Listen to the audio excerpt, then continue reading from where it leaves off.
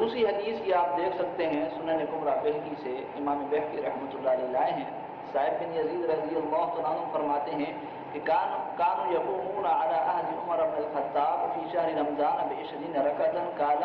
وکانوا یقرؤون بالمعین وکانوا یتوکؤون علی عصیہم فی عہد عثمان بن عفان من شدۃ القیام، کہ صحابہ کرام حضرت عمر بن خطاب رضی اللہ تعالیٰ عنہ کے دور خلافت میں 20 رکعت کے ساتھ قیام کرتے تھے، اور قرہ حضرات 100 آیات والی صورتیں پڑھتے تھے، اور حضرت عثمان غنی رضی اللہ تعالیٰ عنہ کے دور خلافت میں لوگ شدت قیام کی وجہ سے لاٹھیوں پر ٹیک لگاتے تھے۔ اس حدیث کو سامعین امام نبوی رحمۃ اللہ علیہ نے اور دیگر محدثین نے صحیح کہا ہے۔ اس حدیث کے اندر آپ نے ملاحظہ فرمایا کہ صاحب بن یزید فرماتے ہیں کہ صحابہ حضرت عمر بن خطاب کے زمانے میں 20 رکعت تراویح پڑھتے تھے، اور قیام کی اور قرہ حضرات اس کے اندر 100 آیات والی صورتیں پڑھتے تھے۔ لیکن حضرت عثمان غنی رضی اللہ تعالیٰ عنہ کے دور کا بھی ذکر انہوں نے اسی حدیث کے اندر کیا، لیکن اس کے اندر انہوں نے یہ بات بیان کی کہ شدت قیام زیادہ ہو جاتا کہ لوگ لاٹھیوں پر سہارا لیتے تھے۔ اس کے اندر یہ بات معلوم ہوا کہ حضرت عثمان غنی رضی اللہ تعالیٰ عنہ کے زمانے میں بھی 20 رکعت تراویح ہوتی تھی۔ وہ اس طرح کہ اگر عدد میں بھی اختلاف ہوتا، جس طرح شدت کے اندر اختلاف آیا قیام کی شدت کے اندر کہ لوگوں نے لاٹھیوں کا سہارا لینا شروع کر دیا حضرت عثمان غنی رضی اللہ تعالیٰ عنہ کے زمانے میں، تو اس فرق کو راوی نے بیان کیا۔ اگر عدد کا بھی فرق ہوتا تو وہ بھی بیان کیا جاتا، لیکن وہ بیان نہیں کیا گیا، اس وجہ سے معلوم ہوا کہ حضرت عثمان غنی رضی اللہ تعالیٰ عنہ کے زمانے میں بھی 20 رکعت تراویح ہوتی تھی۔ یہ حدیث جیسا کہ میں نے آپ سے کہا کہ اس حدیث کی الحمدللہ اس حدیث کی بھی سند صحیح ہے، لیکن اس کے باوجود اہل حدیث حضرات اس پر جرا کر یعنی اس کی سند پر جرا کرتے ہیں۔ اس کے اندر ایک راوی ہے ابن فنجوے، اس کے متعلق اہل حدیث عالم اعتراض نقل کرتے ہیں، آپ ذرا اس کو دیکھ لیجئے، یہ کتاب ہے آپ کے سامنے۔ لکھتے ہیں کہ سند میں ابن فنجوے راوی ہے جس کے متعلق علامہ شیروے فرماتے ہیں کہ کثرت سے مناکیر کرتے تھے، کثرت سے مناکیر کرتے تھے۔ سامعین، یہ جو اہل حدیث عالم نے علامہ شیروی رحمۃ اللہ علیہ کا قول نقل کیا ہے ابن فنجوے کے بارے میں جو اس حدیث کا راوی ہے، تو اس بات کو نقل کرتے ہوئے اہل حدیث عالم نے خیانت کا مظاہرہ کیا، بلکہ علامہ شیروی رحمۃ اللہ علیہ کی پوری بات کو نقل نہیں کیا، پوری بات کو نقل کرنا چاہیے تھا، اور وہ اس وجہ سے نقل نہیں کیا کہ اگر وہ پوری بات کو نقل کرتے تو ان کو معلوم تھا کہ پھر یہ راوی ثقہ ہی ثابت ہوتا جیسا کہ یہ ثقہ ہے، لیکن اسی وجہ سے انہوں نے صرف وہ الفاظ نقل کیے کہ جن سے ان کا اپنا مطلب تھا۔ اب ان کی پوری عبارت کیا ہے وہ آپ دیکھ سکتے ہیں، میں آپ کے سامنے یہ رکھتا ہوں، آپ دیکھ لیجیے۔ علامہ شیروی فرماتے ہیں اس راوی کے بارے میں کہ کانا ثقۃ صدوقا کثیر الروایات للمناکیر، کہ یہ راوی ثقہ اور صدوق ہے۔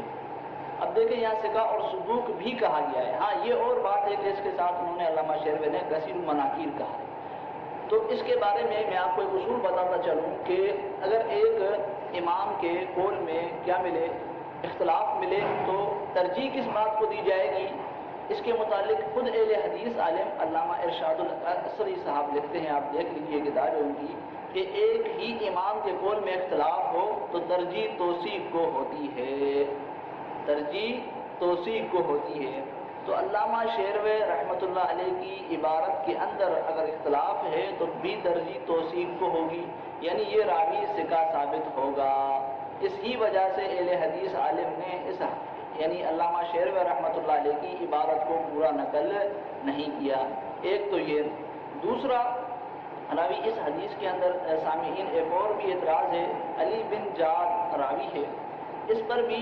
یہ اعتراض کیا جاتا ہے۔ ایک آپ یہ حافظ زبیر علی زئی صاحب کی پہلے عبارت ملاحظہ فرمائیں کہ علی بن جعد کے بارے میں انہوں نے کیا کہا ہے، پھر انشاءاللہ میں اس کا جواب آپ کے سامنے رکھوں گا۔ یہ حافظ زبیر علی زئی صاحب لکھتے ہیں اس روایت کا ایک راوی علی بن جعد تشیع کے ساتھ مجروح ہے، سیدنا معاویہ رضی اللہ تعالیٰ عنہ وغیرہ صحابہ کی تنقید کرتا تھا۔ اس کی روایت صحیح بخاری میں مطابعات میں ہے، اور جمہور محدثین نے اس کی توثیق کی ہے، لیکن ایسے مختلف راوی کی شاذ روایت موطا مالک کی صحیح روایت کے خلاف کیوں کر پیش کی جا سکتی ہے۔ یعنی سامعین اس عبارت کے اندر حافظ زبیر علی زئی صاحب کہنا یہ چاہتے ہیں،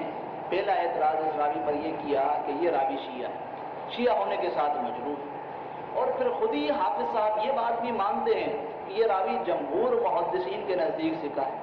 اب ایک راوی جب جمہور محدثین کے نزدیک ثقہ ہو تو کیا اس کا شیعہ ہونا اس کی یعنی وہ جو حدیث بیان کر رہا ہے اس کی صحت حدیث کے خلاف ہوتا ہے؟ اس پر بھی میں آپ کے سامنے خود حافظ زبیر علی زئی صاحب کا ہی حوالہ رکھتا ہوں کہ وہ کیا لکھتے ہیں۔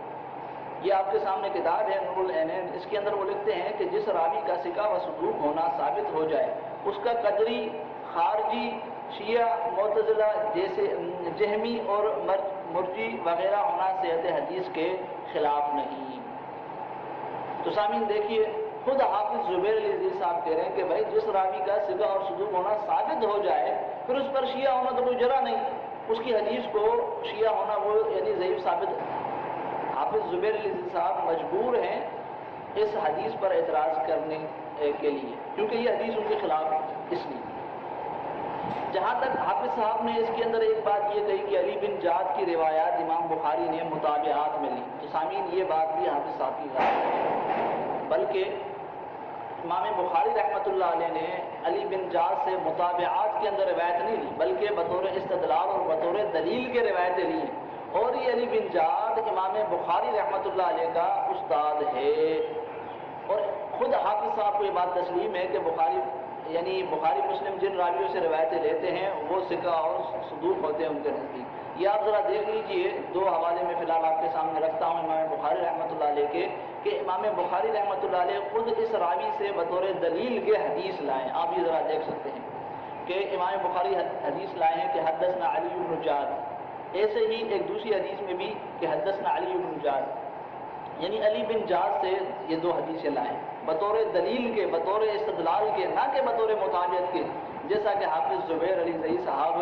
کو اس میں غلطی لگی ہے۔ تو الحمدللہ یہ علی بن جعد راوی کیا ہے، یہ بھی ثقہ ہے۔ پھر یہ جو میں نے آپ کے سامنے دو روایتیں رکھی صاحب بن یزید کی معرفت سنن آثار سے اور سنن کبریٰ بہقی سے، جس پر کوئی وزنی اعتراض تو نہیں لیکن پھر بھی غیر مقلد مجبور ہیں اعتراض کرنے میں، اور اس کے جواب میں نے آپ کے سامنے رکھے۔ اس پر ایک اور بھی اعتراض کیا جاتا ہے ان روایات پر کہ جی یہ روایتیں شاذ ہیں، اور کس طرح شاذ ہیں، کیسے شاذ بنتی ہیں، یہ ذرا آپ اعتراض سن لیجئے، پھر انشاءاللہ میں اس کا جواب آپ کے سامنے رکھتا ہوں، اللہ اس کا جواب آپ کے سامنے رکھوں گا۔ یہ اہل حدیث عالم ہیں، لکھتے ہیں کہ صاحب بن یزید سے 20 رکعات نقل کرنے میں یزید بن خصیفہ منفرد ہیں یا نہیں۔ حقیقت یہ ہے کہ صاحب بن یزید سے یہی روایت امام محمد بن یوسف نے بھی روایت کی ہے جس میں 11 رکعات کا ذکر ہے، موطا مالک، اور محمد بن یوسف یزید بن خصیفہ سے اوثق ہیں، جیسا کہ ابن حجر نے تقریب میں یزید بن خصیفہ کو ثقہ لکھا ہے، جبکہ محمد بن یوسف کو ثقہ ثبت تحریر کیا ہے، جس سے ثابت ہوا کہ محمد بن یوسف یزید بن خصیفہ سے اوثق ہے، اور ثقہ جب اوثق کی مخالفت کرے تو اس کی روایت شاذ ہوتی ہے، لہٰذا یہ روایت شاذ ہونے کی وجہ سے ضعیف ہے۔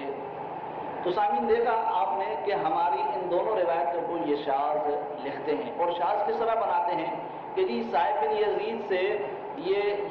روایت نقل کرنے والے یزید بن خصیفہ ہیں، اور یزید بن خصیفہ منفرد ہیں، یہ خصیفہ کے علاوہ محمد بن یوسف بھی صاحب بن یزید سے روایت نقل کرتے ہیں لیکن وہ روایت 11 رکعات کی ہے، اور محمد بن یوسف جو ہے وہ صاحب بن یزید سے زیادہ ثقہ ہے۔ دلیل میں انہوں نے یہ کہا کہ علامہ ابن حجر نے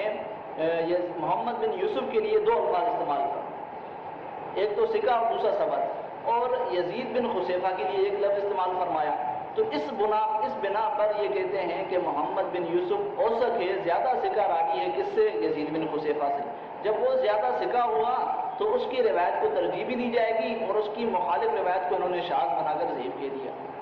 یہ اعتراض ہے سامعین۔ اب اس اعتراض کا جواب میں ان کو انہی کے اصول کی بنا پر دیتا ہوں۔ وہ کس طرح کہ سامعین یہ یزید بن خصیفہ کی ذرا آپ ایک دفعہ دوبارہ ثقاحت دیکھ لیجئے۔ یہ تہذیب کے اندر علامہ ابن حجر رحمۃ اللہ علیہ ابن معین سے جو جرح و تعدیل کے امام ہیں ان کے متعلق 2 الفاظ نقل کرتے ہیں، ثقہ اور حجت، جبکہ انہوں نے محمد بن یوسف کے حق میں ایک لفظ استعمال کیا ہے، ثقہ۔ اسی طرح ابن سعد جو ہیں وہ یزید بن خصیفہ کے حق میں 4 الفاظ عابد، ناسک، کثیر الحدیث اور ثبت استعمال کرتے ہیں، جبکہ محمد بن یوسف کے حق میں ان سے ایک الفاظ بھی منقول نہیں۔ اور اسی طرح علامہ ابن عبد البر نے بھی ان کے حق میں 4 الفاظ استعمال فرمائے تمہید کے اندر. آپ دیکھ سکتے ہیں کہ ثقہ، مامون، محدث اور محسن، یہ 4 الفاظ استعمال فرمائے. اور اس کے علاوہ سامعین ایک عجیب بات کہ آپ یہ علامہ ابن حجر کو بھی دیکھ سکتے ہیں کہ انہوں نے یزید بن خصیفہ کے حق میں بھی 2 الفاظ استعمال فرمائے، ثقہ اور مامون. تو جب یزید بن خصیفہ کے حق میں کہیں 2 اور 4 الفاظ مل رہے ہیں اور محمد بن یوسف کے حق میں اس سے کم مل رہے ہیں، اور اہل حدیث کا اصول بھی جو آپ کے سامنے ہم نے رکھا، تو اس کے مطابق یزید بن خصیفہ زیادہ اوسط یعنی ثقہ بنتا ہے بنسبت محمد بن یوسف کی. جب وہ زیادہ ثقہ بنتا ہے تو اس کی روایت کو ترجیح بھی دی جائے گی، اور اس کی بالمقابل جو 11 والی روایت ہے ان کے اصول کے مطابق وہ کیا بنتی ہے سامعین؟ وہ شاذ اور ضعیف بنتی ہے. تو یہ 2 روایتیں